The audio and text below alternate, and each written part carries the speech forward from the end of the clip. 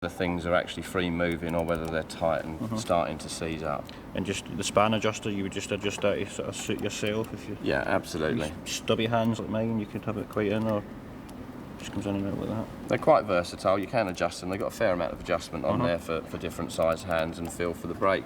Again, for your throttle, you want to ensure that you've got nice, smooth operation of your throttle all the way round with no play or binding, and you should have a very small amount of free play. A lot of people make the mistake of putting too much free play in the throttle, and it just is more difficult to ride, and the feel of the bike is totally different.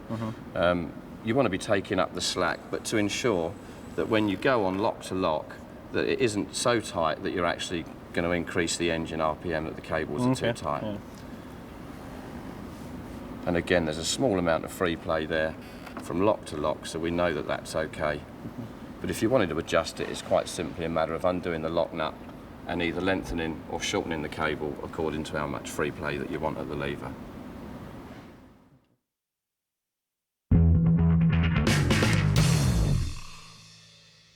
Foot controls, same kind of idea, lubrication and adjusting of position? Absolutely. Again, they are multi-adjustable. You can adjust it to suit according to what's most comfortable for you, and that's quite simply a matter of just undoing the lock nuts and extending or shortening or lengthening the rod. And what in actual fact it does is it adjusts the gear lever up and down to suit. In addition to that, you obviously want to make sure that these are also lubricated and are not starting to seize up or dry. You can either spray or you can remove the pin and actually put grease in the pivot pin to keep them nice and free. This here is also to remove that, and inside you can grease and lubricate that. You want to make sure that all your levers are nice and free and lubricated. Side stand, you want to ensure that that's free moving and that that's not binding or sticking, and you can squirt some lubricant in there.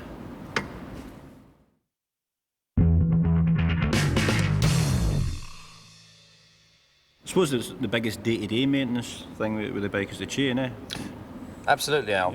Apart from your tyres, your chain should be the other check that you do regularly and every day. And unfortunately, probably not many people do it as often as they ought to. The checks that you need to make to make sure that your chain is okay, there's two things. Obviously, you need to make sure that your sprockets are okay, front and rear. That may mean that you're going to need to remove the front cover to get full access to the front, but should you need to do that, again, it's quite a simple task. But what you're looking for on the sprocket is you're looking for nice rises and falls with no hooked edges onto the sprockets and no sharp edges, and none of them are chipped and none of them are missing. Again, you would only expect this on something that's done excessive mileage, not something that's low mileage. It takes quite a lot to actually get a sprocket to wear out to that point. And more often than not, it's lack of maintenance as well, which causes it by not lubricating your chain and stuff. That sprocket's absolutely fine. Secondly, you're going to want to check to make sure your chain is still healthy. If you remove the slack out of the chain and you just grab hold of the links on the rear sprocket and try and lift your chain off the sprocket, there's no movement there whatsoever, which again is a good indication that the chain is still very healthy. If the chain was worn out and quite badly stretched at this point, when you take the slack out, you'd get movement on here. And I could probably demonstrate that by letting go of that, and then you can feel movement in the chain. You can see that that moves. Now, it shouldn't do that. When you've taken the slack out, there should be no movement in the chain and the sprockets.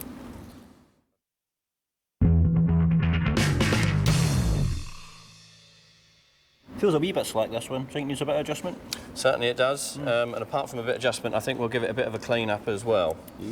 There is a specific measurement that you need to adjust the chain to, and again, there's a sticker on the rear here that tells you what the minimum chain slack should be. And it's 35 millimetres. 35 millimetres. A chain, when it's new, doesn't have any tight spots, but you need to ensure that your chain hasn't got a tight spot before you adjust it. Now, what you need to do is just to continually go round, spinning the rear wheel and checking the tension on the chain. It should be fairly the same all the way round, but you can find tight spots in a chain. Is that maybe where it's worn unevenly? Exactly. One part stretched, one part hasn't? And if you've got a really bad tight spot, then it can sometimes lead to a replacement chain being necessary. Now, I've just gone all the way around this, and there isn't a particular point in the chain where it's any tighter than anywhere else. And so I can make the adjustment to the chain pretty much wherever.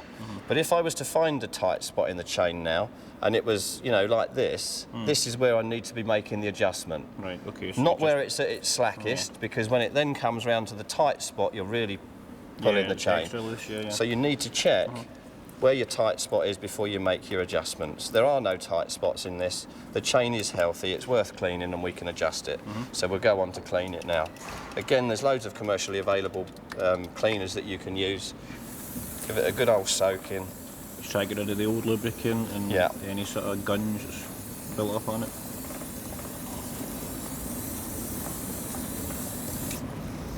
I'm going to give it a bit of a brush just to agitate the dirt.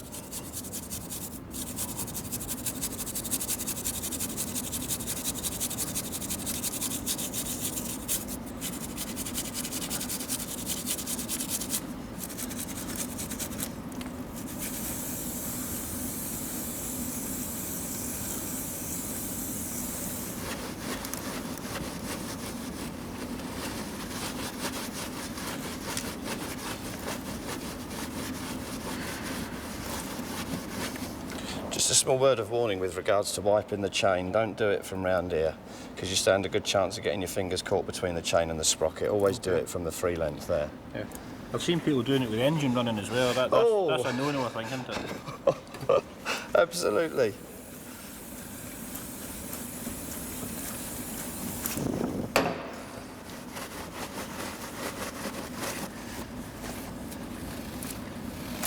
There you go. Amazing.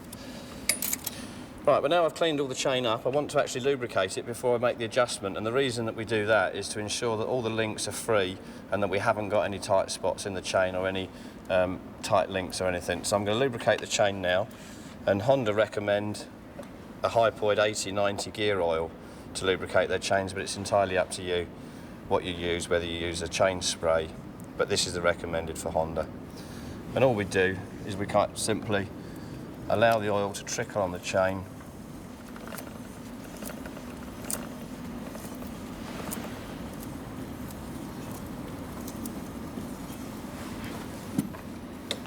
And then we just brush that gently into all the rollers.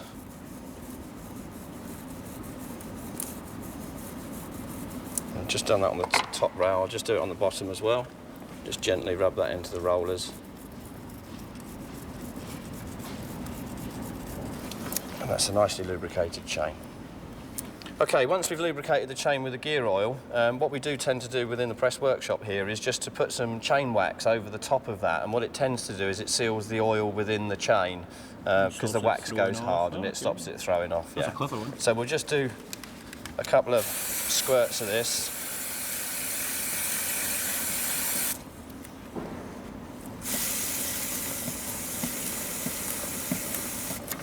And there you go. When that dries, and it will take 10 minutes or so to dry, it will dry nice and thick, and it will keep that coating on there.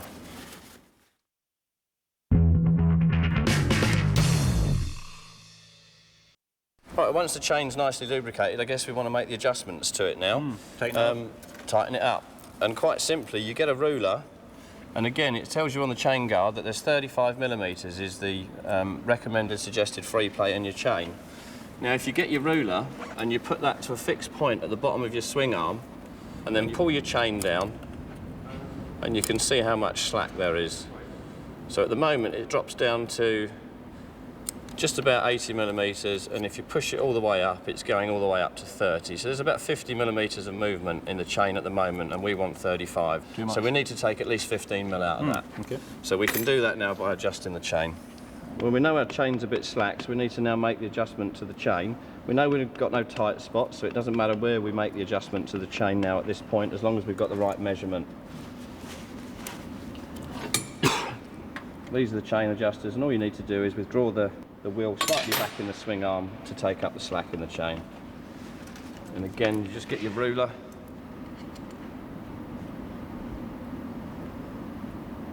And make sure that you've got the right amount of free play, which is 35mm from all the way down to all the way up. You've got 35mm of movement within the chain. So we now know that the chain adjustment's right. What we need to do now is to ensure that the wheel alignment's right, and to do that, we need to adjust it on the other side. Now, we've got marks on the chain here, and we've also got marks on the swing arm. Now you can ideally just line one up with the other, and hopefully you're going to be somewhere near right with the wheel alignment. So I just need to go and adjust the other side to bring it in line with this.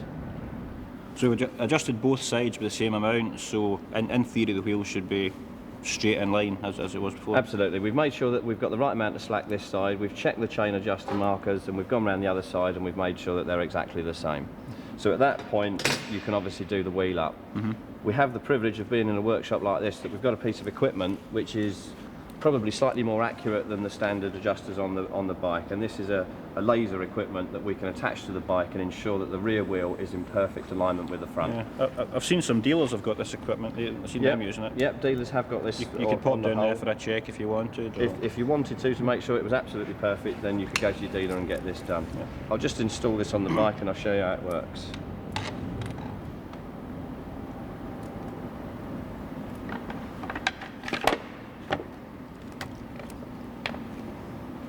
Okay, that's installed, and that's as quick as that. Once we've got the equipment on, we turn the lasers on, and what we need to do is to get the front of the machine in line with the rear at the moment. Yeah. A bit more to the left to you.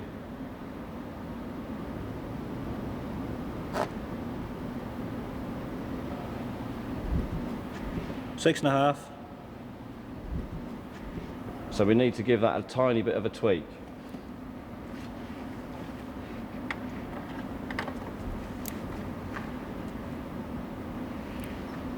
Okay. Once we've got it exactly accurate at the front, all we need to do now is to tighten up the rear axle to the specified torque.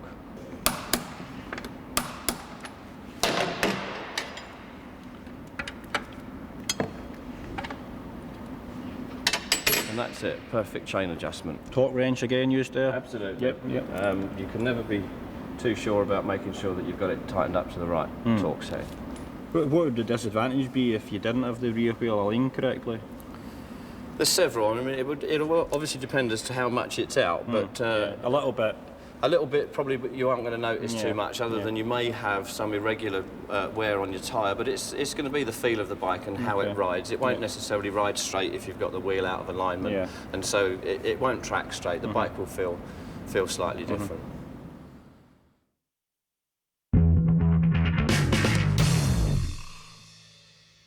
Just a quick check to check the cush drive rubbers out. If you can go around and hold your hand on the rear brake lever and lock the brake. And then you can move this sprocket carrier in the wheel from side to side, and there's no excessive movement in there whatsoever. If the rubbers become worn and soft, then you get a lot of movement in here, and you're going to get a lot of clunky take-up of drive when you roll on and off the throttle. You're going to get a lot of backlash, and you're going to get a lot of noise and a lot of movement. Chances are, if it's not your chain, it's going to be your cush drives in there that are worn out. It's not a big job to change those, is it? Just not a big job. Once you've got your rear wheel out, that sprocket carrier comes straight out the wheel. You can just put your new rubbers in, sprocket carrier back on, wheel back in, job done. Brilliant.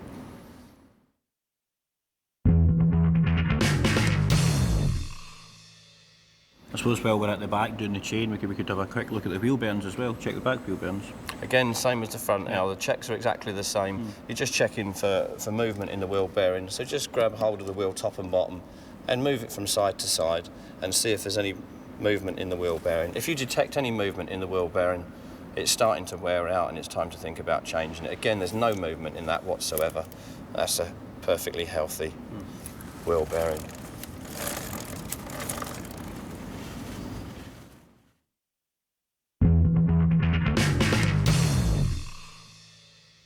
Oil change on the engine, important job? Absolutely. Not that difficult to do. Obviously you're going to need to make sure that you've got some sort of receptacle to drain your oil into. It is recommended that you do it when the engine's warm. However, as you can see from the front here, where the oil filter is right behind the exhaust headers, it's quite difficult to get that off if the engine's warm. They get proper hot, the exhaust then? Absolutely, it does get very hot. So if you're going to drain it from cold, it will just take longer for you to actually achieve the job, because it will take longer for the oil to come out of the engine. The viscosity of the oil will be much thicker when it's cold, as against to when it's hot. So it will just take longer to drain out effectively. So all we need to do is to drain the oil and filter. It's quite simple. At the bottom of the sump, you'll find that there's a drain plug. On this one, all you need to do is crack off the sump drain bolt and allow the oil to drain. Whilst the engine oil's draining out nicely into the bucket, you should be able to just slide it forward enough to be able to capture any oil that comes out of the oil filter. Now the oil filter on this is at the front of the machine, just behind the headers, as we said, and we've actually got a special oil filter tool to remove this, which is easily available. You can buy it through your parts centre at your local Honda dealer. If you're going to do a lot of oil and filter changes yourself, it's probably an idea to get one of those. So you just put that on the end of the filter. All we need to do is to crack it off and remove it.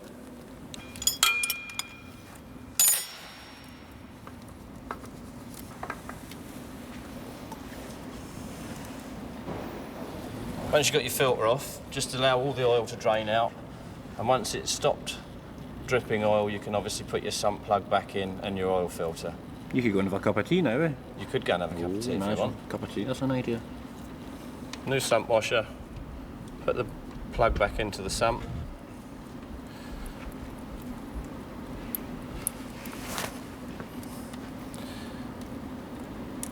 Now I've often heard people in the past turn around and say, put the sump plug back in and just give it a nip. Well, that's not recommended. I would certainly not recommend giving it a nip. You can give it a nip to start with. You should be using a torque wrench again, to the specified torque as in the owner's manual. Yeah, I've heard people cracking the subs, just tightening it up too much and they just stink. Yeah, not difficult to do that, especially when you consider that we've got an aluminium sump with a steel bolt. Yeah. And your nip might be slightly different from my nip, might be slightly different from somebody else's nip. So you don't nip them up, you do them up with a torque wrench to the specified torque. You don't want it coming loose either. You don't want it coming loose either, because the consequences of that could be dire. Once we've put the sump plug back in, it's time to put the oil filter on. And that's a genuine Honda oil filter. I wouldn't recommend fitting pattern parts. Genuine Honda oil filter. To install this, once we've removed the old one, we want to make sure that there's no dirt or debris around the oil filter housing, so just give that a nice wipe and make sure it's ultra clean. Now with the oil filter, you need to prime it with a little bit of oil, because as you can imagine, when you start it up, first of all, there's no oil in here. And so in order to give it a bit of added protection, we put a bit of oil inside the filter. When we've got that, we also just put a smear of oil around the lip of the oil filter, and that ensures that the O-ring doesn't snag when we're screwing it up, because we don't want that to become distorted.